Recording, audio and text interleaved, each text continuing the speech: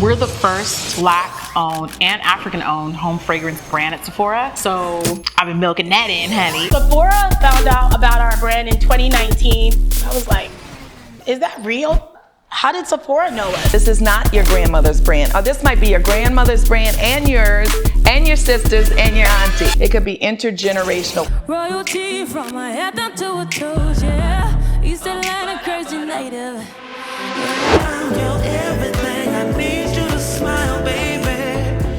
What sold me on Sephora was that it was a real conversation from them. They were willing to have the difficult conversation and it didn't turn them off. I'm a Black brand, you want to put me on your shelf, but how are you going to support me? Sephora was the only place to be. These guys are the best at what they do. Now I have like a brand, like a company, something tangible.